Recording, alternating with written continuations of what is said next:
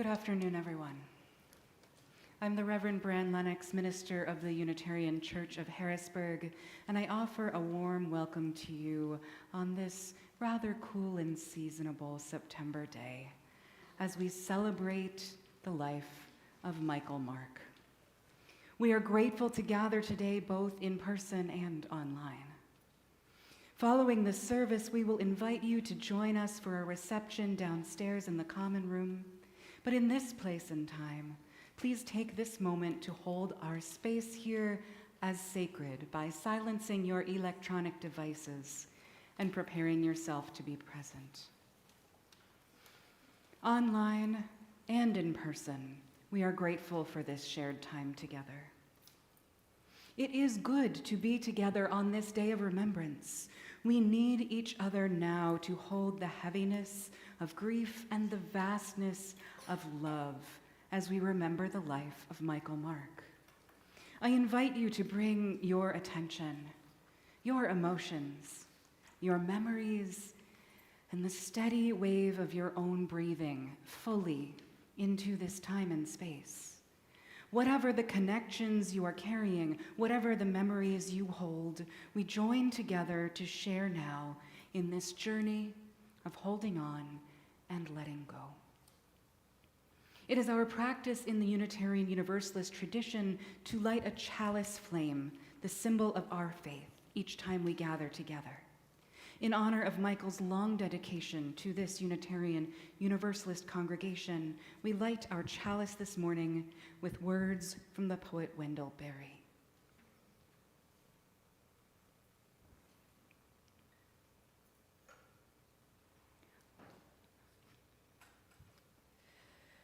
When despair for the world grows in me, and I wake in the night at the least sound in fear of what my life and my children's lives might be, I go and lie down where the wood drake rests in his beauty on the water, and the great heron feeds. I come into the peace of wild things who do not tax their lives with forethought of grief. I come into the presence of still water, and I feel above me the day-blind stars waiting with their light. For a time, I rest in the world and am free. Let's rise together now in body or spirit, and we'll join in singing. This is the hymn, Spirit of Life, the words to which can be found in your order of service.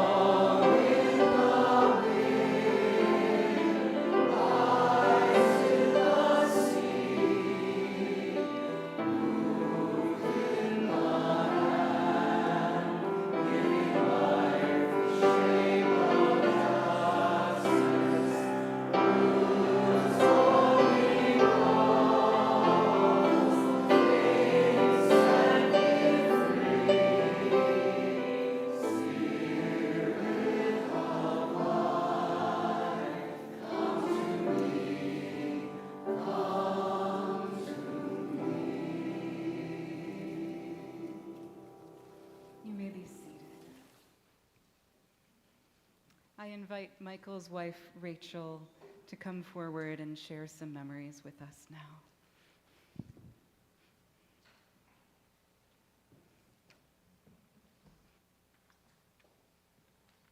Thank you, and thank all of you for coming today. I met Michael at a UCH auction dinner. Everyone there were members of UCH except for me. I was invited by the hostess, a friend of mine, specifically to meet Michael.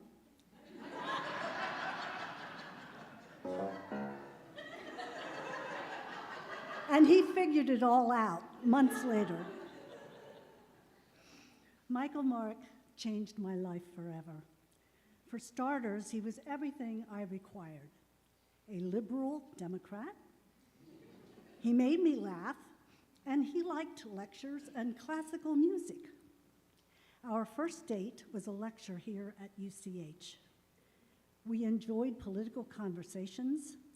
We arranged most Friday nights to listen to Bill Moyers. Sunday nights, we played Scrabble and listened to the Music Box, a weekly program of music written before 1800. I loved Michael's parents, Harry and Jenny. We visited them regular in Muncie, New York.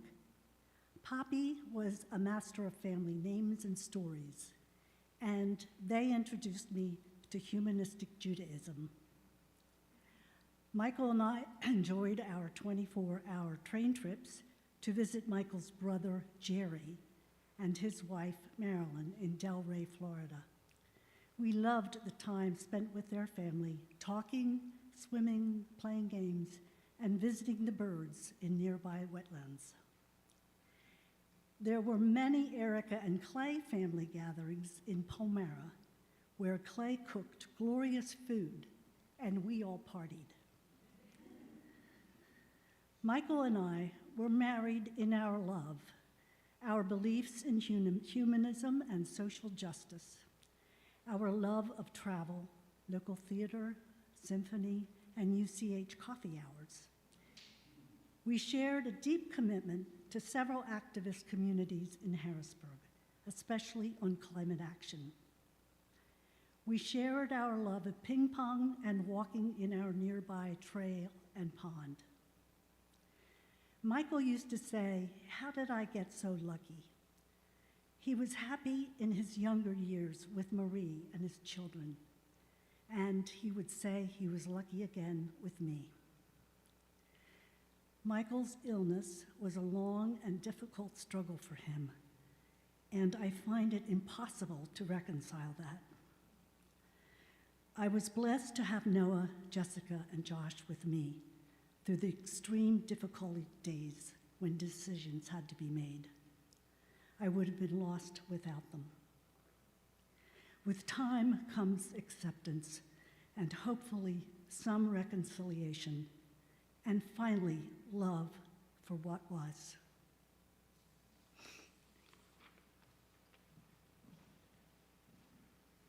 Jessica?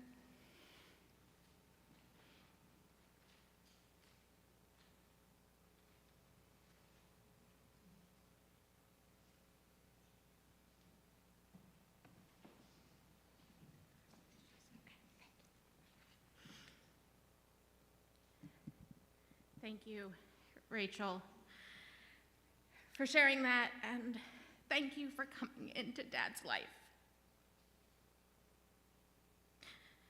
25 years ago, we gathered in this sanctuary for my mom's memorial service. We were all so devastated. At that point, I could not have imagined, and I know my dad couldn't have imagined either, that he would ever have as much joy as he found with you, Rachel, in the next chapter of his life. Thank you for the happiness you brought him and for the endless love and care you gave him. At that memorial service 25 years ago, I declined to speak because I didn't think I could hold it together. That may still be the case, but here goes anyway. Dad was smart and funny and kind. He was a scientist with a strong sense of reasoning and logic. He was a public servant with a strong sense of community and civic responsibility. He was compassionate with a strong sense of justice. Most importantly, he was my dad, loving and fun, always there for us, caring and willing to help. When I was away at college, he would send me letters updates from home that often took the form of a bulleted list written on the backside of random scrap paper being put to good reuse. Quite some time ago, I came across one of them that I happened to have saved and shared it with Josh, saying, "Oh my God, this is so my dad." We had a good laugh, and I enjoyed it enough that I decided to save it intentionally. So here were Dad's highlights from February 2nd, 1993. Mom found the soy sauce bottle. Andre the Giant died. I went to the eye doctor. We'll get new glasses. We went to Tong's Thai with the sour tags tonight. Happy Groundhog Day. I made good computer progress. This was in his Riverworks programming days. I cleaned house. Mom's MRI was normal. So today, I'm following Dad's model of no particular order or flow. And we'll share just a few childhood memories. First, panning for gold. I mentioned earlier that Dad was always ready to help, like when I was in 4th grade and studying the California Gold Rush. We had to do independent projects, and mine included making an 8mm movie on panning for gold. I needed a rugged gold miner, and Dad enthusiastically grew the biggest, bushiest beard he could in preparation for his starring role. He also visited his office neighbors at the U.S. Geological Survey to borrow a pan. It may have been anachronistic, but it was authentic and much better than my original plans to build one from aluminum foil. And of course, Dad also took that opportunity to explain to me and teach me that panning wasn't just for gold, and it wasn't just a relic from distant history. Beyond the supplemental lesson, which was a pretty classic move for him, I remember him really getting into the role. For my first and last experience as a writer, director, and cinematographer, I couldn't have asked for a better talent. And as a kid taking on a challenge, I couldn't have asked for better support. Next, hiking quizzes. Dad loved nature and instilled that appreciation in us. Hiking was usually a component of any family vacation, and I have lots of good memories of hiking together. And Dad was a rule follower. I mean, outside of civil disobedience, he was a rule follower. So, of course, he taught us to follow the rules of hiking, stay on the trail. But Dad was also a flash flood specialist, and flash flood rules trump all other rules. Of course, the cardinal rule of flash floods is move to higher ground. So family hikes as a kid often came with pop quizzes. Jesse, which way is uphill? Walking down a lovely trail, following alongside a meandering stream? Jesse, which way would you go if you saw the stream rising? He managed to do it in a way that built awareness without worry or fear. Nature was still a place to be explored and enjoyed, and that's what we did. Finally, banana pancakes. When I was 4 years old, my mom went back to work and I started full-day preschool. But one of my earliest memories is that when my dad was working the evening shift, sometimes he would pick me up early and take me home for lunch. This was a special treat, and lunch usually was banana pancakes. I remember him picking me up and sitting me on the kitchen counter where I would mash the bananas. It turns out I was a great banana masher. Probably one of the best in the world. His enthusiastic praise for my banana mashing was more than just a confidence builder. It was a subtle lesson in finding satisfaction in accomplishments, celebrating small victories, and finding great pleasure in very simple, mundane things. He was a wonderful dad. I love him, I miss him, I'm so grateful for him.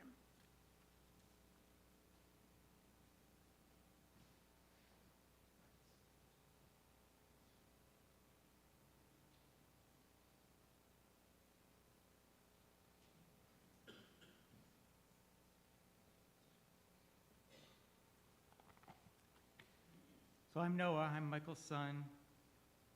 I'm really glad Rachel and Jessica went first to tell you all the really wonderful and important things about my dad.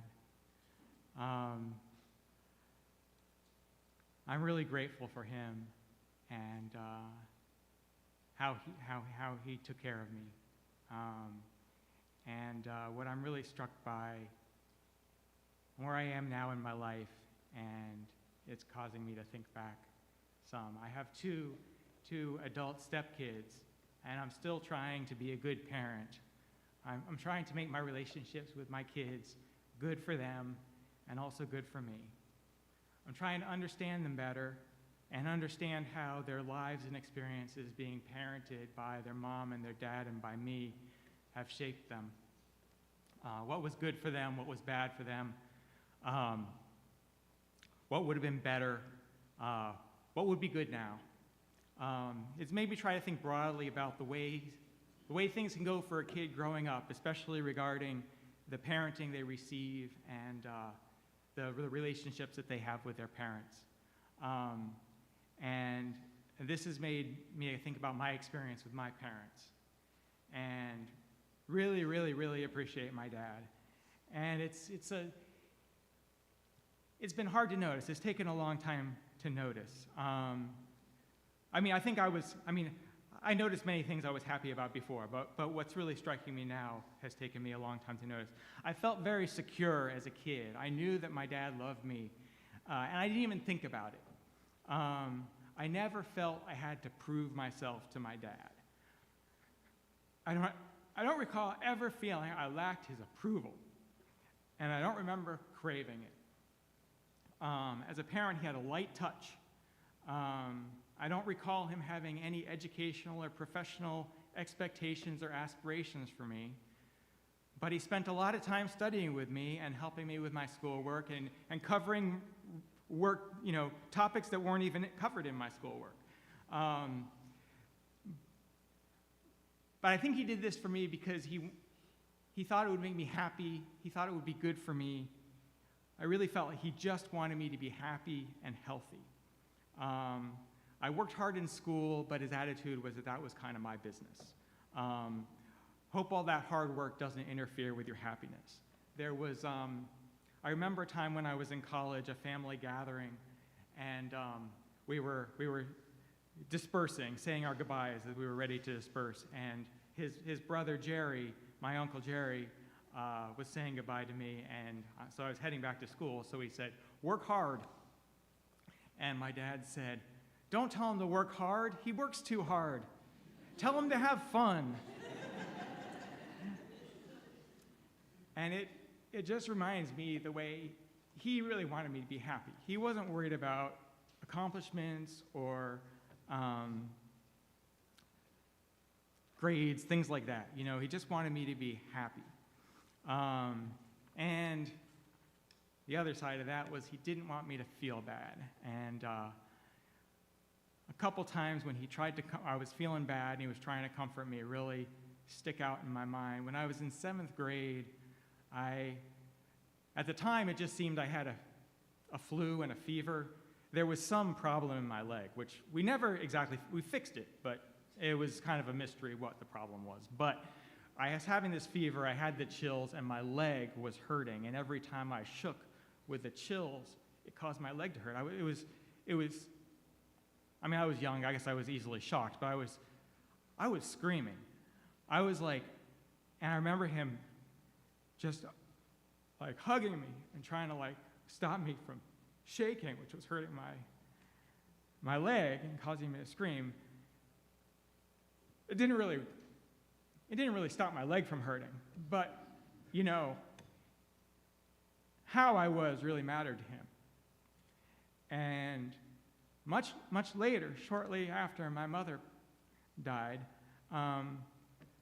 somehow we had a practice of talking. It seemed, as I recall, we spoke on the phone every day for a period of time. And I remember I got really upset while I was talking with him on the phone. I think he saw something a little differently from how I saw it, and I got really upset.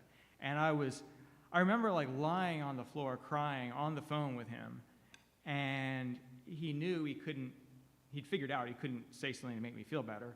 And he just said, I wish I knew what to do to make you feel better.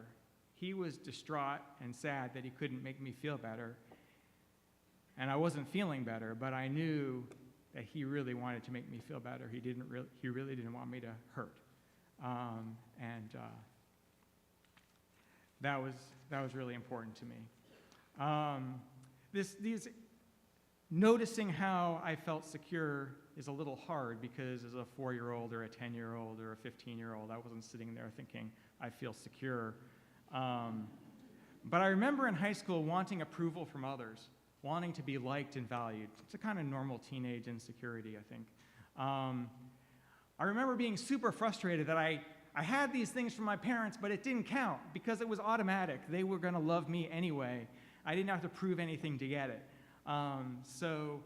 At the time, that was frustrating, but I think really that feeling that I had it automatically was really, really good for me. I don't think I can say all the ways it was good for me, but I want to mention two. I think the feeling of security made me feel free to come to the view that I should find a path in life that would help other people. I remember in high school and in college trying to figure out an academic course and what I would direct myself to. And I felt like it had to be worthwhile. It had to be good for the world. And at the time, it just seemed like it just seemed appropriate to me. I know I was worried about that, and I wasn't worried about impressing my dad. I think if I felt I needed to show him I was special or smart or something like that, I don't know that I'd have felt this way. So it's caused me to have a feeling that basically when people feel secure, they try to help other people, and that's the way to increase that in the world. The other thing I think is even bigger is that I think the feeling of security he caused me to have as a child has been really good for my relationships with other people through my life.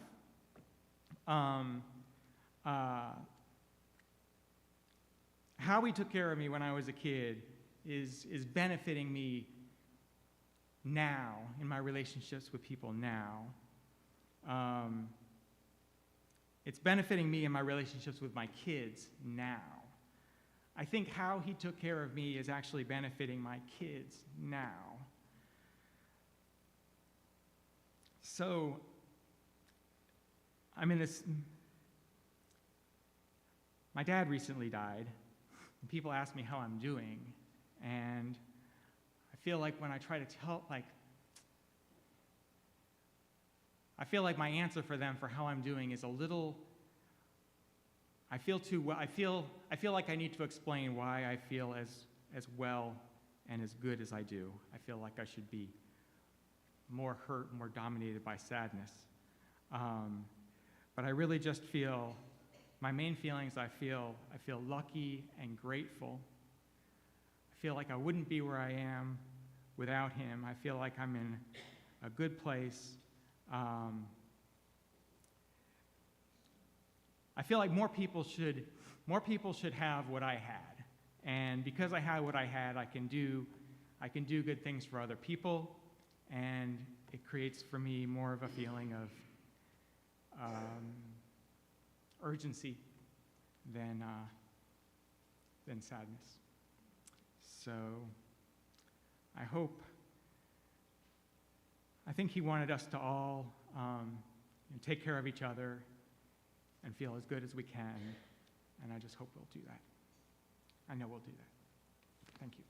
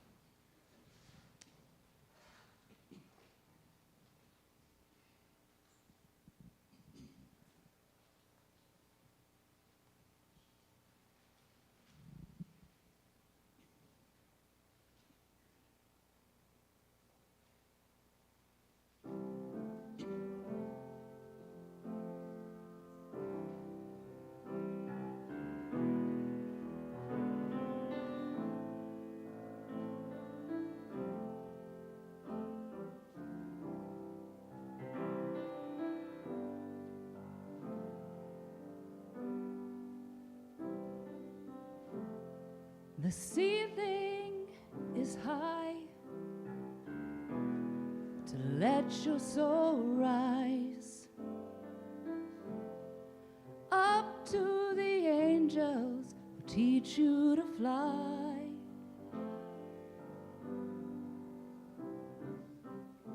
And when you're weary of clouds, it helps you back down and welcomes you home to this hallowed ground. It's gilded in gold, gilded in rust, heaven below, heaven above, the heaven we know, here in this world, here in our holy church of the earth. And the windows are wide,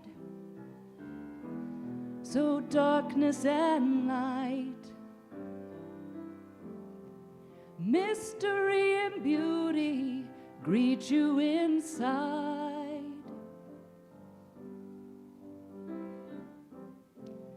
And there's room enough to hold all of us together in friendship, together in love. It's gilded in gold, gilded in rust, heaven below, heaven above, the heaven we know, here in this world, here in our holy church of the earth.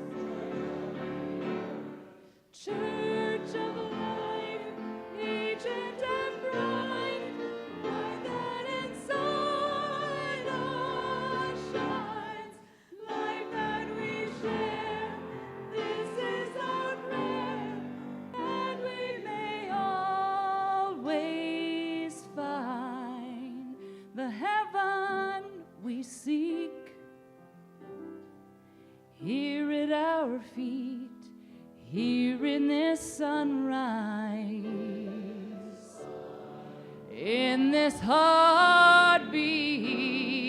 Oh, it's gilded in gold, gilded in rust, heaven below, heaven above, the heaven we know, here in this world, here in our holy church of the earth, gilded in gold, gilded in rust, heaven below, heaven above, the heaven we know, here in this world, here in our holy church of the earth, heaven we know, here in this world, here in our holy church of the earth, church of the earth.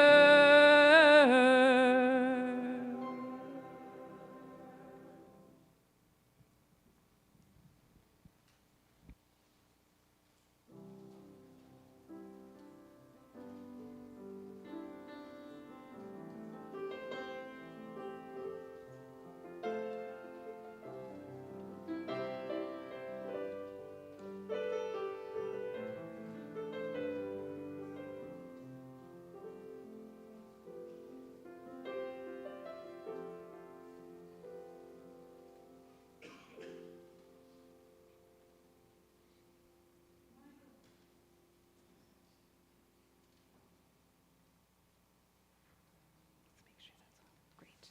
Michael was not a believer in any otherworldly gods or powers. He believed in the sanctity of the earth, and he believed in community. He and Rachel were inspired by the outlook of the musician Peter Mayer, whose song we just heard, an outlook that I would refer to personally as a certain type of theology.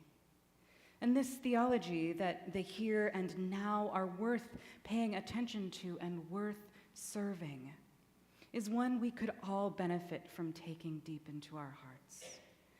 Far from the purely theoretical, these beliefs inspired Michael to great actions of love and care for others and for our world. Of the soul, Peter Mayer wrote, "And so brief and fleeting is this tiny life of mine, like a single quarter note in the march of time.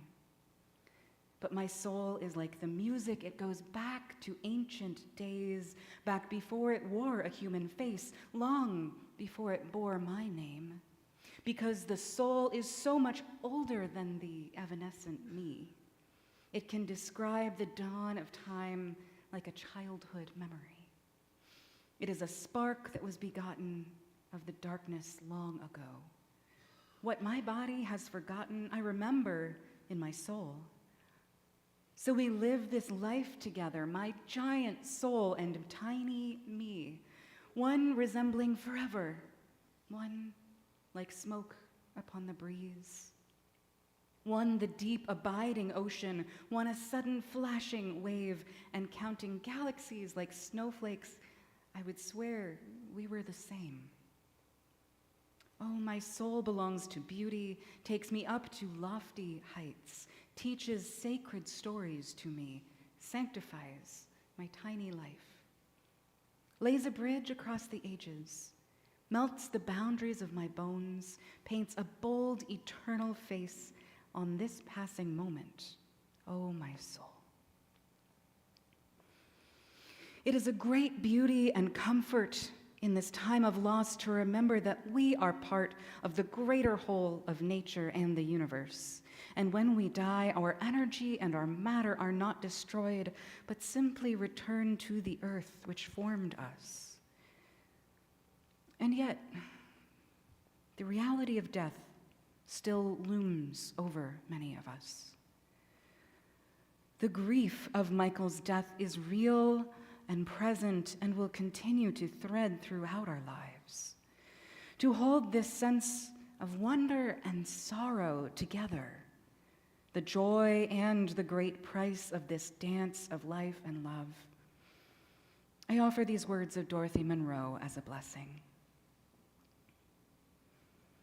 Death is not too high a price to pay for having lived.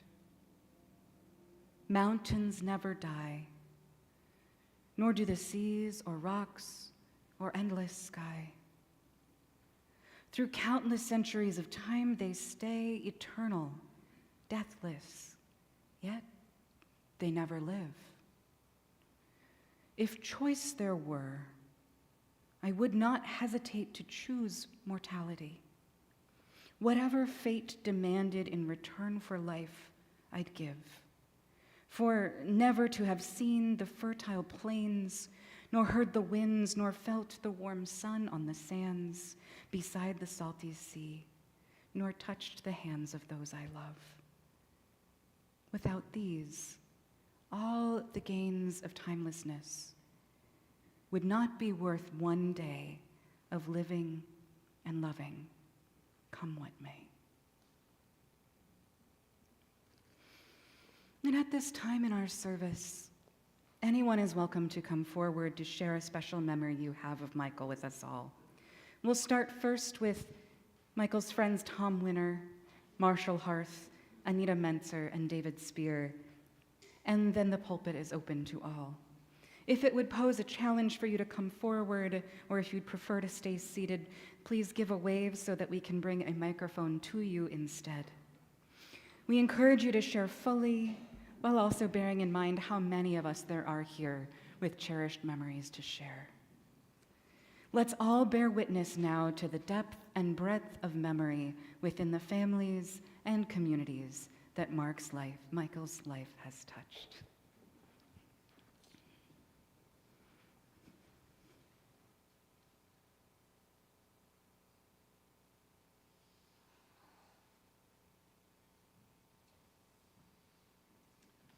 Good afternoon, I'm Tom Winner, And I have to use the phone to read today because my printer stopped.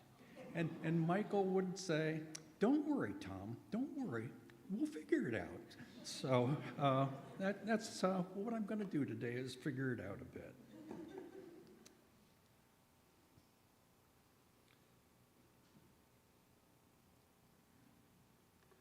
I was first acquainted with Michael while working for PPL. That's the local electric company back in the mid-1970s. Michael, of course, was working with the River Forecast Agency and doing weather. And of course, with PPL, you know you needed to have that kind of information in order to operate your system. So I would see his name on the teletype, if anybody remembers what a teletype is. And occasionally we would talk on the phone when we needed a river forecast that might affect the electrical system. We first met Michael and his family around 1980 at the Unitarian Church of Harrisburg. I had the honor of knowing his first wife, Marie, and as a youth group advisor, knew Noah and Jessica. When Alice and I moved to Allentown in 1983, I still had the connection to Michael through our jobs. Our families would meet at UMAC, and for those that don't know, UMAC is the Unitarian Universalist Middle Atlantic Community. It was a summer camp for Unitarian Universalist families. And we would meet there and we would have a blast. We would have a time in the evening where you could imbibe and have, dance. And we just had a lot of fun family sort of things. I think you would all appreciate that. I know Jessica and Noah did at the time. When we returned to Harrisburg in 1971, we found Michael actively involved in the life of the church. One of our touch points was Michael's birthday, March 25th. He shared it with my wife Alice, with my Aunt Annie, and with Elton John. So we were always announced at the yearly joy, we always announced it yearly at Joys and Concerns, and everybody would get the normal kick out of it, because who would have a birthday with Elton John? Michael was always involved in finance at UCH. It's something a lot of people don't know. He was treasurer for a while. He's the one that initiated the food stamp program, or the food card program. I think we had it with 3 different grocery stores at the time, and he ran that for a number of years. He was on the finance committee. He constantly worked with me when I was treasurer, and we often did input, on a weekly basis. He was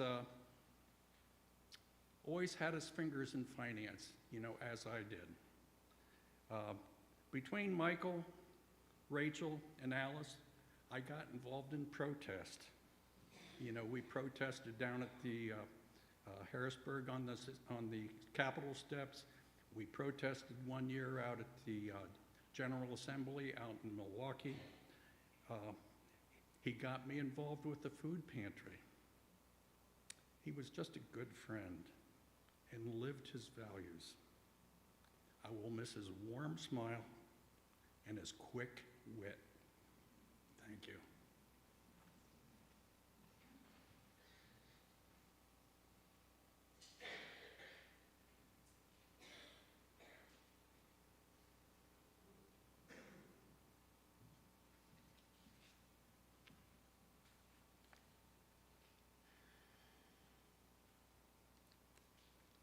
I'm losing a friend, but not a friendship. He thought globally and joked locally. We all knew, admired, and loved Michael. I am most likely the person here today that knew Michael the longest. Longer than Rachel, longer than Noah,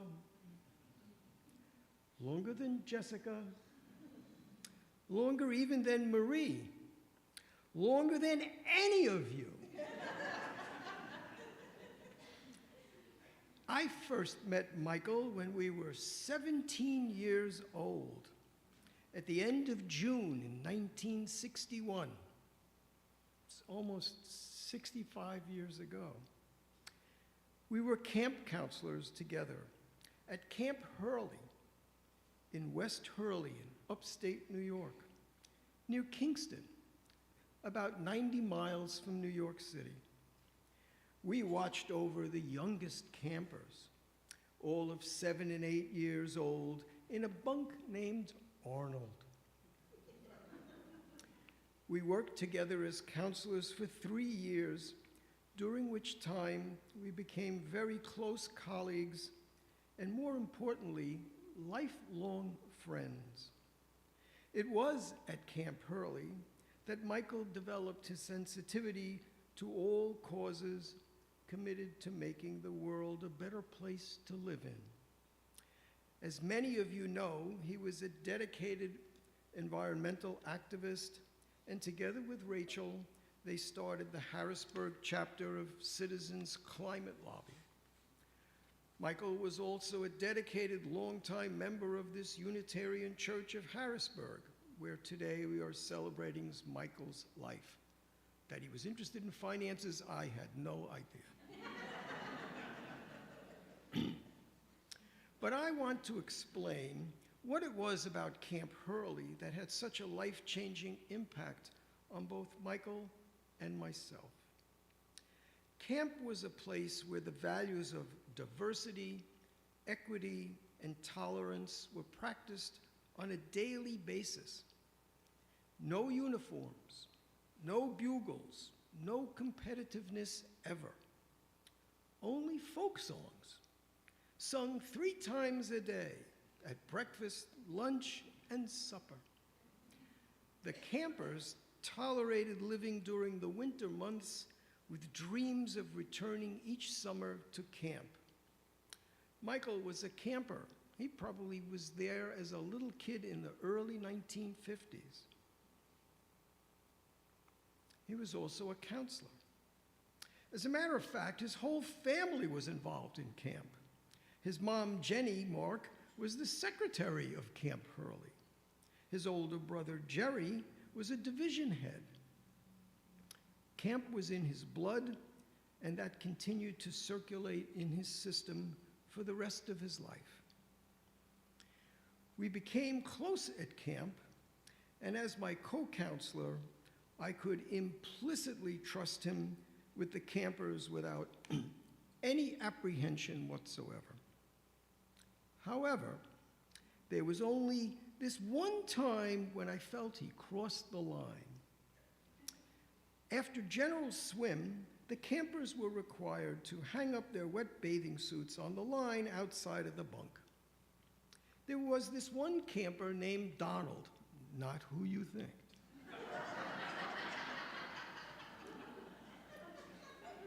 I couldn't resist.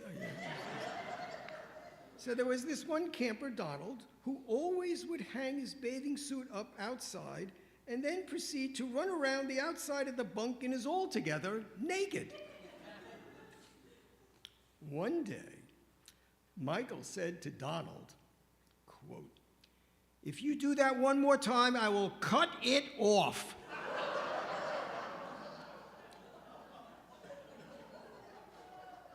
Needless to say, Donald never did it again. But as a psychologist, I wondered how traumatized he might have been by that remark.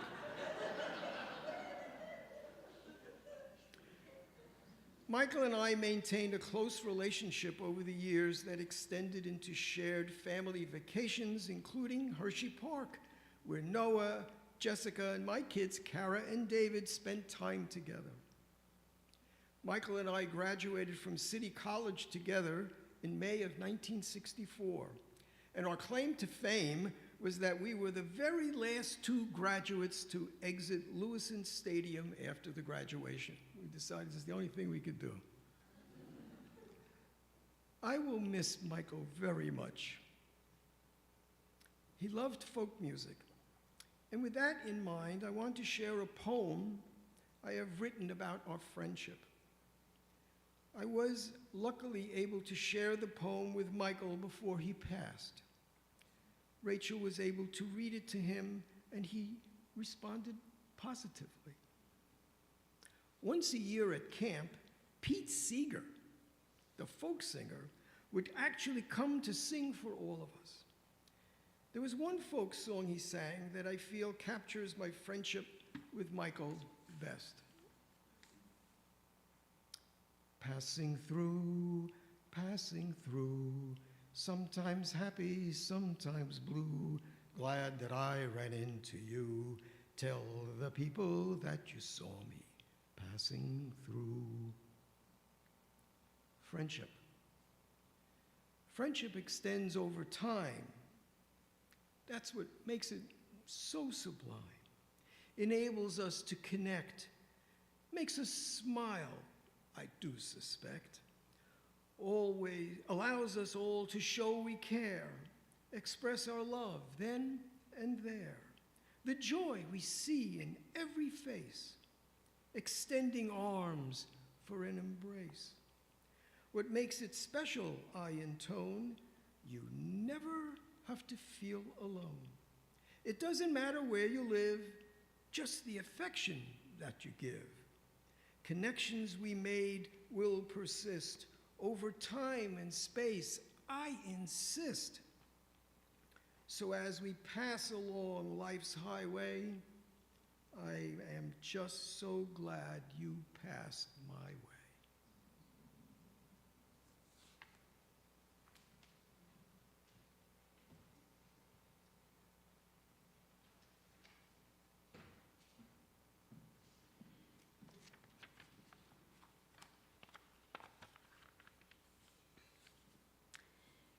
I have known Rachel for a long time.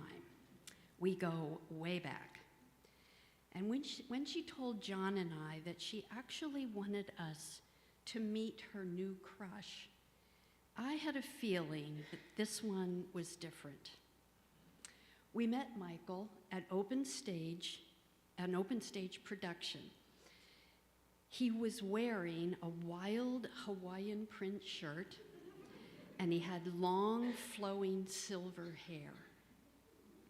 This was the beginning of the Menser family relationship with Michael Mark. Not long after Michael and Rachel were married and living in Oakmont, they called us about another Oakmont condo that was for sale. We were officially empty nesters, and we soon became their Oakmont neighbors, along with our little Shih Tzu named Emma. I moved recently, and while cleaning out, I found an email that John had written to Michael and Rachel, thanking them for taking Emma along on their daily walks beside Bullfrog Valley Pond. And after Emma, there was Lucy, and then Lily, who accompanied them on their daily jaunts. Michael introduced us to UCH when he and Rachel were married 23 years ago. We joined HARP, Harrisburg Area Religious Progressives, a discussion group which was held here at UCH, and we soon became members of this congregation. This proved to be a very important connection, as both our daughter, Erica, and her husband, Clay, were married here 19 years ago. And our son, Ethan, and his wife, Jacinta, were married in the chapel of All Souls Unitarian Church in New York City by former UCH minister, Reverend Howard Dana. When we were compiling our thoughts for this remembrance, we recalled how Michael did those quirky mini commercials to sell giant Wise & Carnes gift cards as a fundraiser for UCH while he was on the finance committee. He was also a devotee of the Harrisburg Ecumenical Food Pantry, and he faithfully transported our UCH donated food items to the pantry along with volunteering many hours. Looking back, I realized that meeting Michael at Open Stage was an indicator of his support for community theater. Do you recall how Michael would combine his promotion of the food pantry and local theater by selling us tickets to Harrisburg Community Theater musicals? There was always a big UCH contingent on Sunday afternoons. He was a prodigious supporter of the arts, and he attended not only Harrisburg Symphony concerts, but also many programs where the Menser kids were performing. Michael's other passion was climate advocacy work with Citizens Climate Lobby, trekking to the Capitol in Harrisburg to talk to legislators about fracking and to explain a carbon tax to anyone who would listen.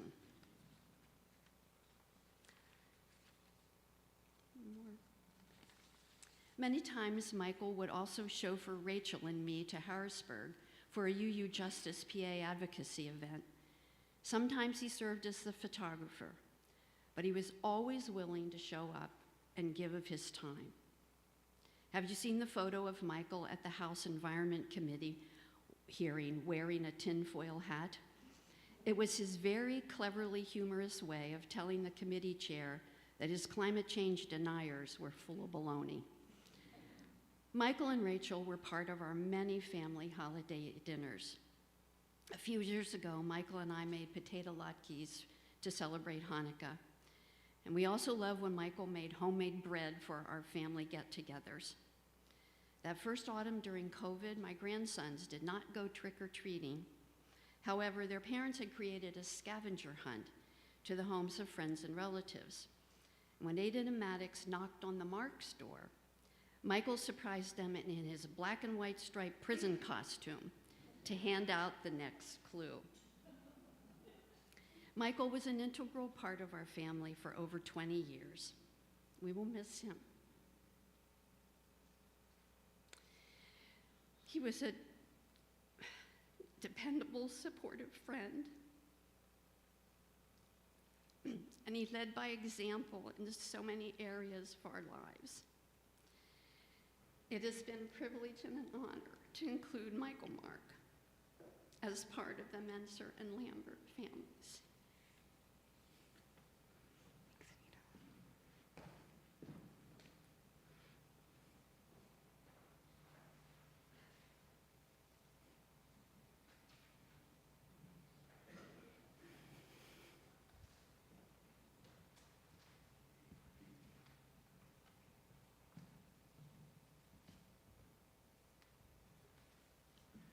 The stool does not mean that I'm going to talk for an hour.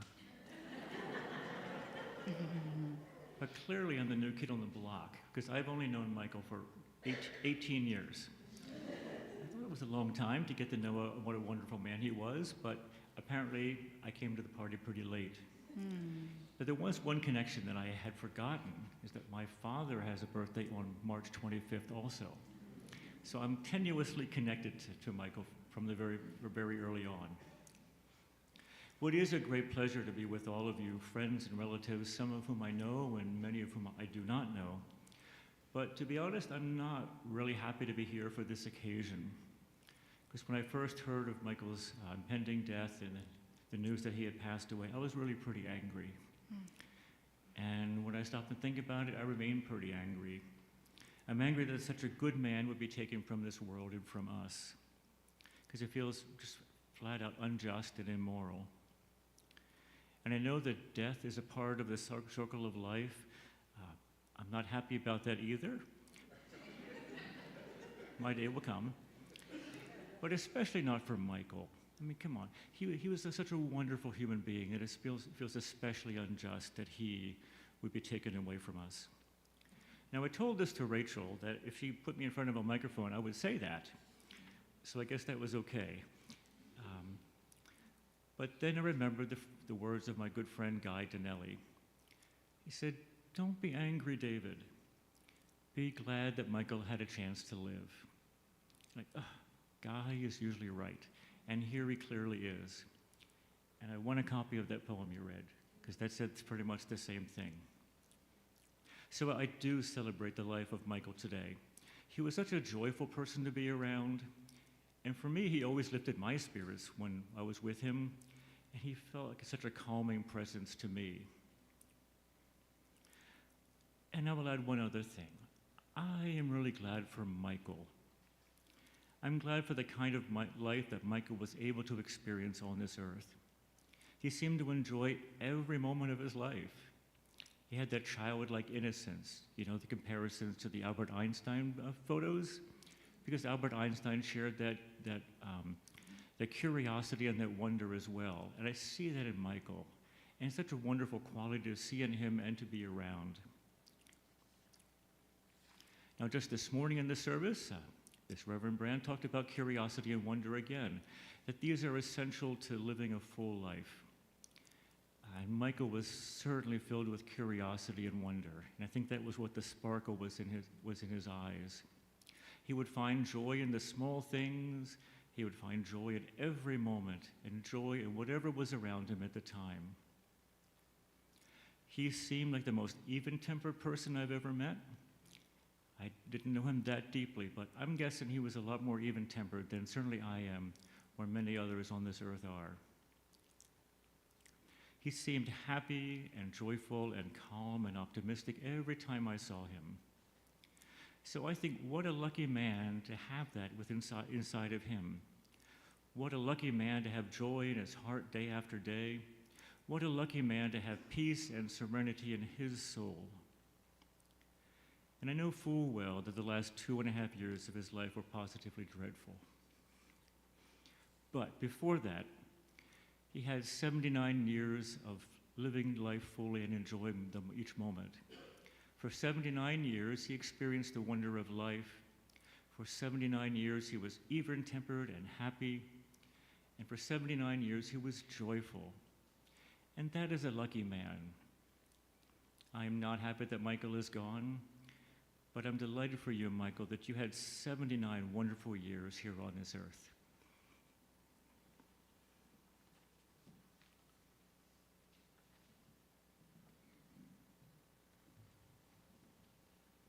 Anyone else who would like to share is welcome to come forward or flag me down now.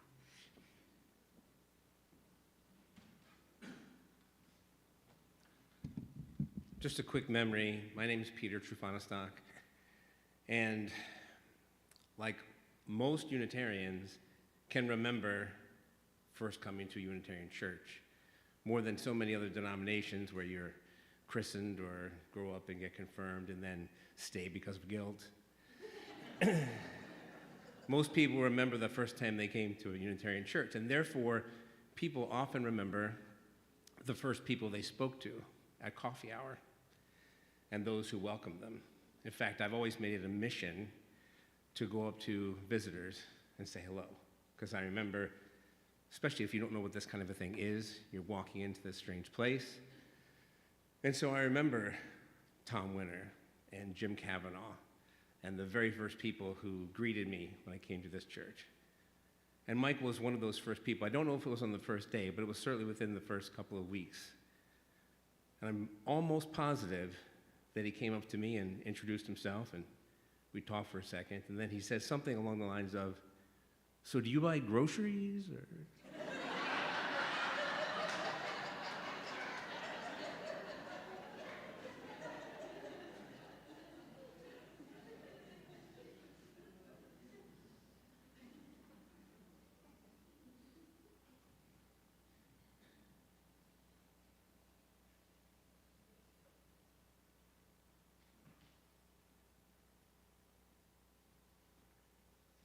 Michael Mark, a man of warmth and wit. My spouse, Lawrence Byer, has had a relationship with Michael and Marie, who also had young kids, so Jessica and Gwyn Byer were in the class about your sexuality together.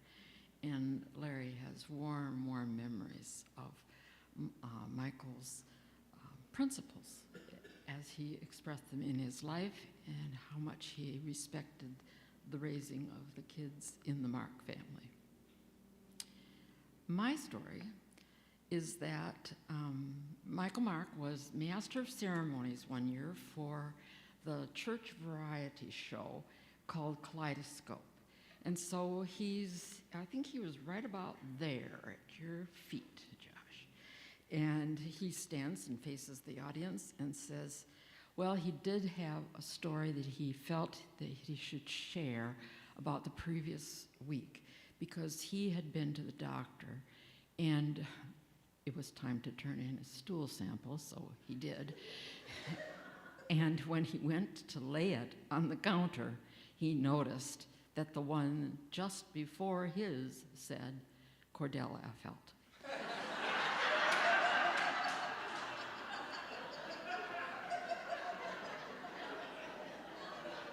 And so Michael Mark, man of warmth and wit, said, I want you all to know that Cordell and I really have our shit together.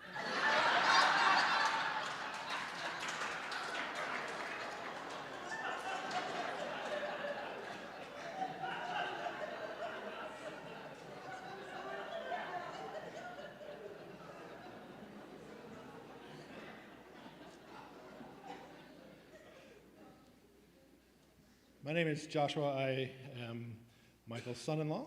And this is going to be, and this will be a good lead up, this is going to be oddly thematic. The first time I met Michael, 27 odd years ago, Jess and I had been dating for a few months, and they were, Michael and Marie were coming down to Baltimore to see us, and it was the first time I was going to see him, so I'm a little nervous, and as we meet him, I'm kind of formal, kind of, trying to be pretty serious, which anybody who knows me knows that's not my resting state. That's not where I normally exist.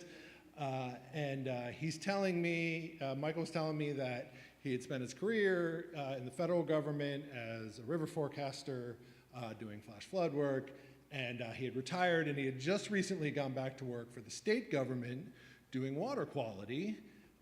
And I just sort of, oh, and how is that? To which he responded, it's chicken shit, which is such a nuanced answer because it was literally about chicken shit, and he was also sort of relaying, I think, how he felt compared to his federal career.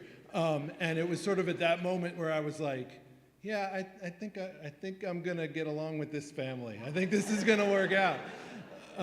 But the one other thing that I wanted to say is I think the one lesson that, Jess and I are obviously extremely political and advocates and activists, and watching Michael really taught me that you can live in that space and be full-throated and be passionate and never forget joy, and never forget logic, and never forget love.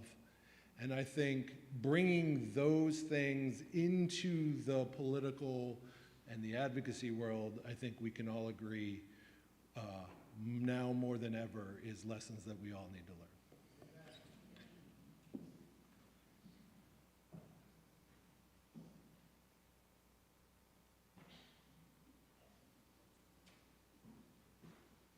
I don't know how I'm going to be able to speak after those last two. They were funny.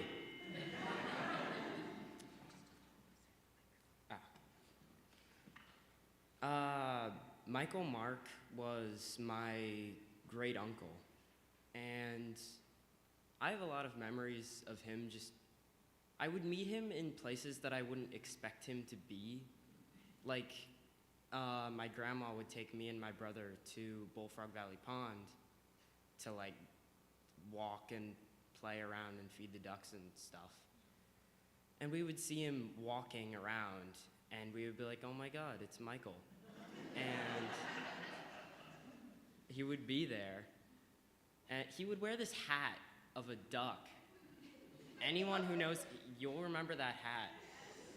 All the time he would wear that hat. I have no idea where he got it or what he did with it, but he had that hat, and pretty much all of my recent memories involve that hat of his. I remember family gatherings, we would play categories, and I would always choose Michael as my partner. I forget why, but we did pretty good, I would say. I remember this one time that we were, I think it was like villains that start with a J, and we put down Jeffrey Dahmer. My parents didn't like that one that much, but we did win the point. It was worth it, okay?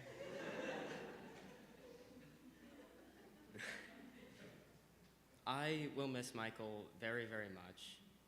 And he was such a kind, loving, and fun man to be around. And we will all remember him distinctly as what he was, an amazing father, activist, husband, great uncle in my case. Categories partner also in my case. But I will remember and love Michael for the rest of my life. Thank you.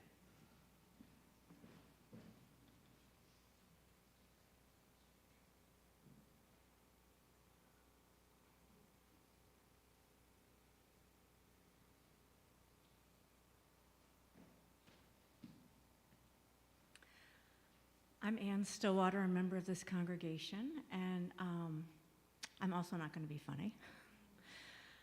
But I did not realize that Michael was the one who started the gift card program. And I am awaiting my gift card order right now. But I think my very first gift card order was when Michael was still doing them. And he explained to me that he was going to be turning it over to the church administration. And that is a lovely model for recognizing when something is becoming too much and turning it over to someone else. So I will be thinking about that about Michael when I think about the things I need to turn over in my life.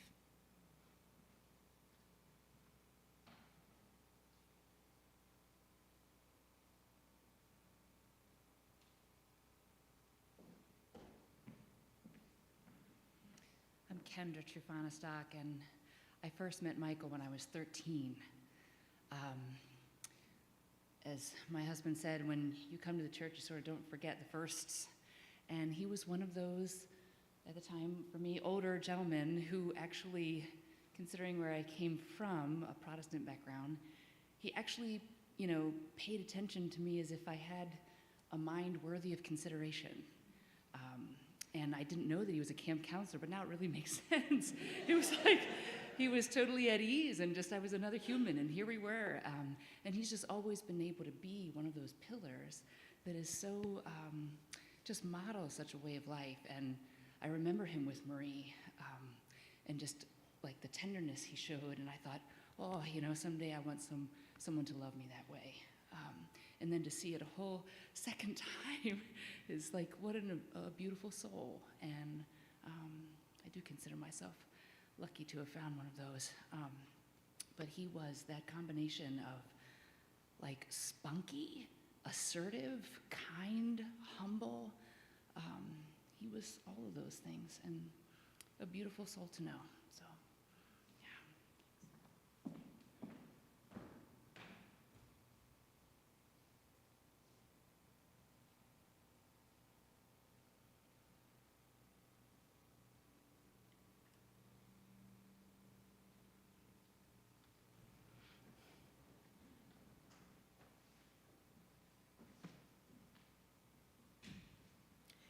I'm Marcia Berry. I'm a friend of Rachel and Michael's. I'm also a latecomer to the party by most of the standards of you all here. The beauty of gatherings like this is that you get to see the multifaceted diamond of a person's life, because we all have some connection and some glimpse, but when we gather like this to remember, you just really get the gleaming diamond of someone's life. And I just wanted to say that when I think of Michael, aside from his beautiful smile and his warmth, I think of how deeply he cared for our world and making the world a better place. And those of us who worked with him related to climate and struggled over the years, is it global warming? Is it climate catastrophe? Is it all these names that we're going to call it? Climate disruption. But Michael actually was the perfect example of what we all should think of it as, which is climate action. Michael was interested in impact and change, and he wanted us all to do it, not sit around and talk about it, not philosophize about things, but to actually get out there and do something that would have an impact and make a change. So when I think of Michael, and I think for all of us, what we can do to honor his memory and a life of such care and integrity is to get out there and get involved in some kind of action to make our planet better.